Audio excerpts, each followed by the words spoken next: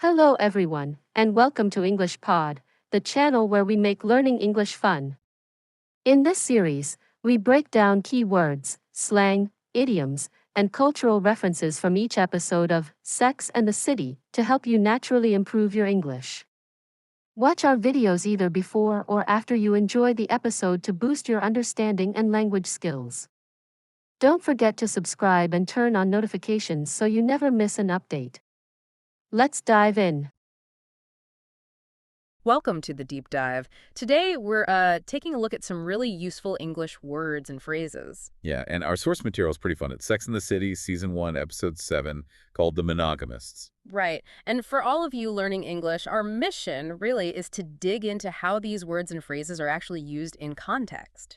See them in action. Exactly. It's so much easier to understand and, well, actually use language when you see it in something like a real conversation or, a TV show conversation.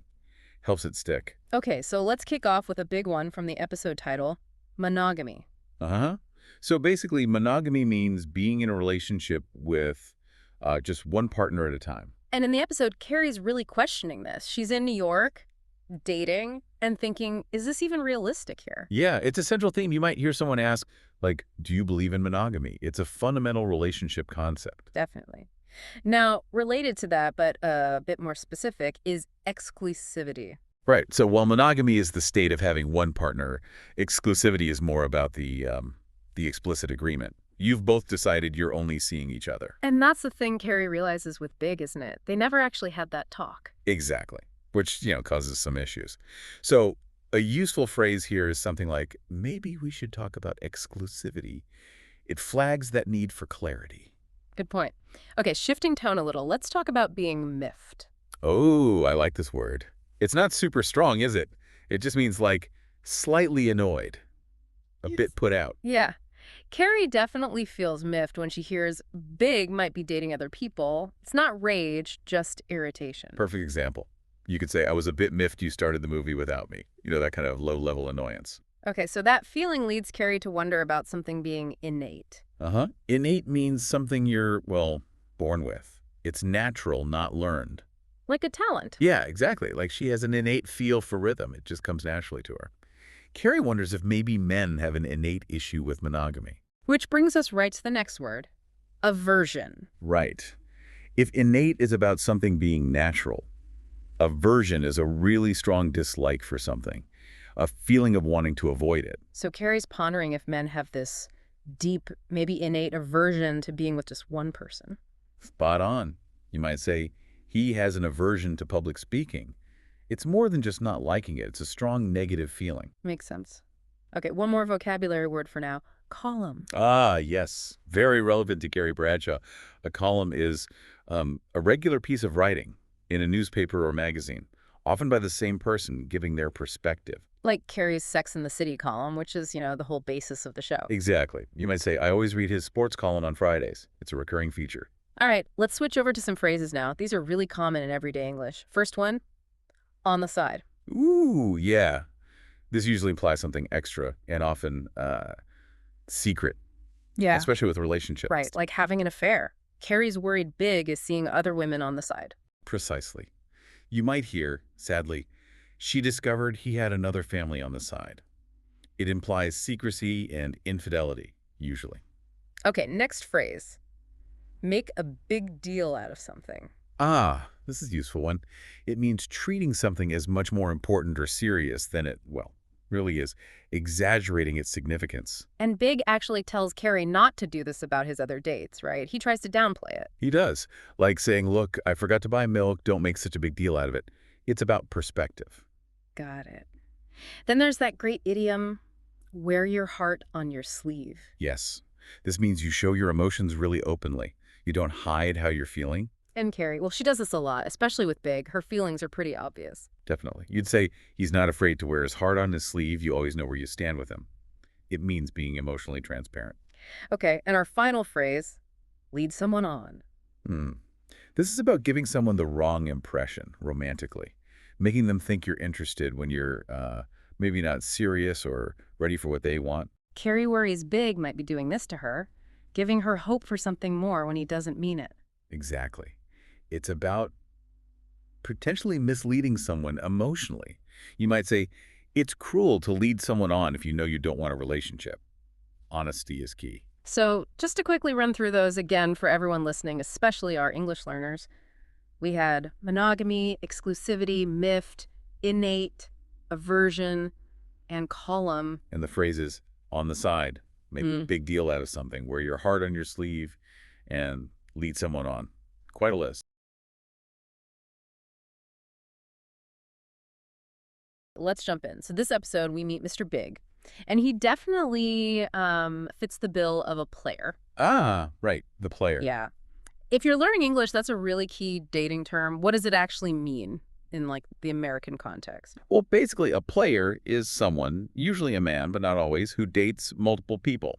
Often charmingly, but without wanting to commit to one person. Like Big in this episode. Exactly like Big. He's pretty upfront about seeing other women. It's a classic trope, the attractive, non-committal type you see in romantic stories. It's interesting how culture presents that character, sometimes attractively, even if it causes problems for, well, commitment. Mm-hmm. Very true. And that brings us to another phrase, seeing other people. Carrie and Big navigate this. Seems simple, but culturally, what's the deal for English speakers? Right. So when someone says they're seeing other people, it explicitly means the relationship isn't exclusive. Not monogamous. Not monogamous, correct. Both people are technically free to date others. And the tension, the conflict between Carrie and Big here, it really highlights how different assumptions about this phrase can cause problems. Yeah, definitely. Okay, the show also touches on New York City culture, the whole downtown versus uptown thing. Yeah. For our listeners, what are the vibes, the general ideas linked to these? That's a good point. It adds context.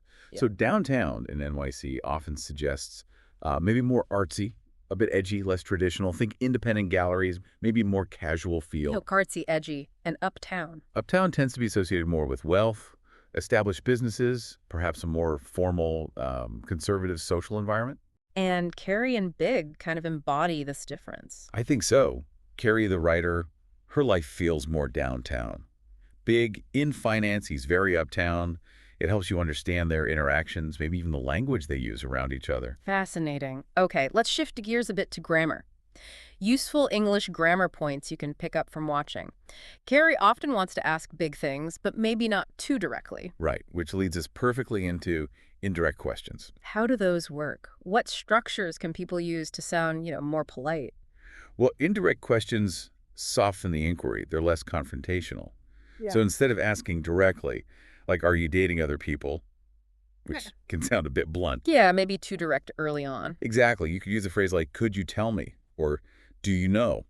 To introduce the question. Okay. So applying it here. Carrie could ask, maybe, could you tell me if you're seeing someone else? See how it's softer. Much softer. Or another example, do you know when she's arriving? The key thing often is the word order changes slightly in the second part. It goes back to statement order, not question order, after the if or when. That's really useful for everyday chats. Okay, Yeah. One more grammar point. The present continuous tense. Yes, the amisar plus verbing form. When do we use that? Well, most commonly for actions happening right now at this very moment, but also, importantly, for ongoing actions or feelings around the present time. Okay, like an ongoing feeling. Yeah, if Carrie's developing feelings, she might think, I'm falling for him. That emotion is ongoing. Right. And for actions. Well, back to our dating theme, she's seeing other people. That describes an action that's currently happening over a period of time, not just this second. Got it. Okay, so let's wrap up this deep dive into the monogamous. Okay. In Season 1, Episode 7 of Sex and the City, titled The Monogamists, the characters confront their views on monogamy and commitment. Carrie is caught in a complicated dynamic with Big, unsure whether their relationship can evolve beyond casual dating.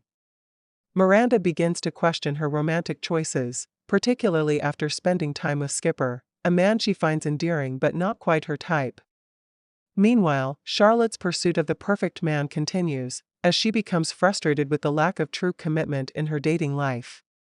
Samantha, on the other hand, navigates emotional turbulence as her typically carefree sexual encounters with a man named Jerry take an unexpected turn. The episode delves into the complexities of love, commitment, and the differing ways in which the characters approach modern relationships. Thanks for watching. I hope you enjoy learning new words, phrases, grammar, and cultural references from Sex and the City. I will be back with the next lesson soon. Until then, bye.